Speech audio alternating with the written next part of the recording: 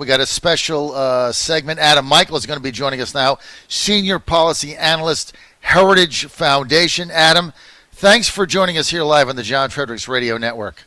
Thanks for having me on. Oh, great, Adam. Fantastic. You're a Senior Policy Analyst with the Heritage Foundation. We want to talk a little bit about today with you. I know that all the focus here is on the historic impeachment vote. I guess it'll be tomorrow night. And there's no question now the Democrats have the votes. Both of these are going to pass. We don't know what's going to happen in the Senate, whether it's a full trial, half a trial, or as Lindsey Graham says, no trial. They'll just vote to acquit and get back to the people's business in January. But let's talk a little bit about the Trump economy, which is really the thing now that's driving his poll numbers. You saw another poll in USA Today come out, which we just published. He's ahead of everybody. He's ahead of Bloomberg by 10, Pete Buttigieg by 10, Biden by 5. What do you make of this as it relates to what we can call now, Adam, the Trump economy? Yeah, I think it's been sort of lost, and as you said, all of the other things that are going on here in Washington. But we're coming up here on the 2-year anniversary of the tax cuts that were passed at the end of 2017. And I think that's one of the biggest contributors to this economy that we're seeing. Not only do we have unemployment that is at a 50-year low, we're seeing wage gains of above 3% for the last year plus, which is something that we hadn't seen since before the Great Recession. And it's not only average wage gains for your sort of typical American working family, but the biggest wage gains are going to the lowest income Americans, the sort of 10th percentile worker, someone earning like $12 an hour, saw a $1,500 raise over the last year. That's a 7% increase. That's unheard of in the sort of this point in our economic cycle. What happens now? I know that some Republicans have talked about tax cut 2.0 going forward into January, but look, the Democrats aren't going to pass that, right? They want to repeal it. They do. If you take them at their word, they say they want to repeal the whole tax cut. Just start from scratch. And what we know is that will raise taxes on basically every single American family across the country, no matter what congressional district you live in, no matter what state you live in. And that's taking money out of your pocket. I think it would halt in its footsteps the economic expansion that we're currently enjoying. And it is in stark contrast to the president and Republicans in Congress's agenda, and that's to make all these tax cuts permanent and expand on them. See where else can we put more money back in the pockets of typical American families. And the left is doubling down in the other direction. It's not just repeal the tax cuts that we got in 2017, but it's how do we raise taxes even further, whether it be further payroll tax increases or new taxes on savings and investment, or re-raising the corporate tax rate to the highest in the developed world so that businesses have to create jobs outside the United States rather than here.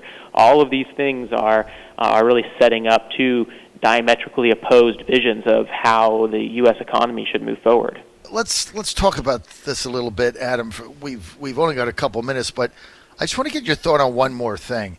A lot has been lost here in what I'm going to say call Trump's dismantling of the administrative state, getting rid of these regulations. Remember, Adam, when Trump came in, he said, look, I'm going to get rid of 2 regulations for every one. That has turned into an 8-to-1 ratio. Getting these administrative state regulations down, what type of an impact do you think this has had on this economic growth, Adam?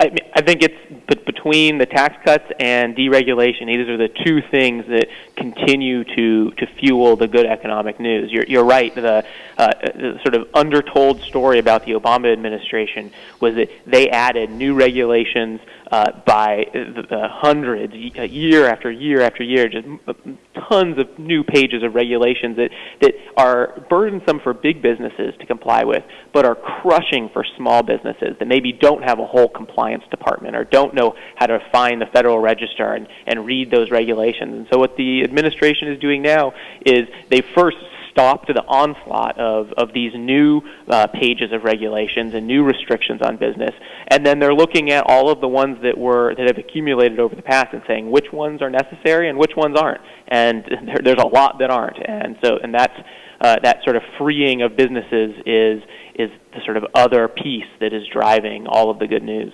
The Democrats are trying to dismantle this whole thing, right? I mean, they're trying to get rid of the tax cut. They're campaigning on new Green Deals, spending more money, getting new tax increases, re-regulating everything. We have this booming economy. I don't want to get into politics with you because I know you're on the policy side, but how do voters reconcile what the Democrats are trying to do in 2020 with the results we're having now?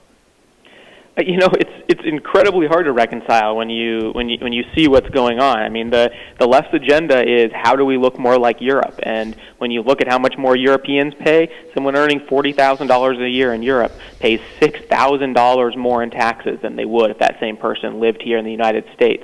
And that's just the tax side. If you look around and see all of the successful large U.S. businesses that are creating jobs and innovating in new and wonderful ways, none of that is coming out of Europe. That's the regulatory state, sort of keeping business innovation from growing. So it's sort of a two-side affront when we think about the agenda that the left is putting out there. Crazy. All right, so Adam, make a prediction for us. What do you think happens with this economy in the next 6 months? If taxes stay low and the trade deals that the administration is working on make its way through Congress and the deregulation continues, I think we continue to see a healthy economy. But a lot of businesses are waiting and seeing to see if the Elizabeth Warrens of the world get elected next. And that uncertainty is still hanging out there, and I think we'll see another big boom if we move past the sort of big tax agenda that's currently being put out there. Adam Michael, Senior Policy Analyst, Heritage Foundation. Thanks for that insight. Thanks for being with us today. We'll talk to you soon, Adam. Thank you. Thanks for having me on.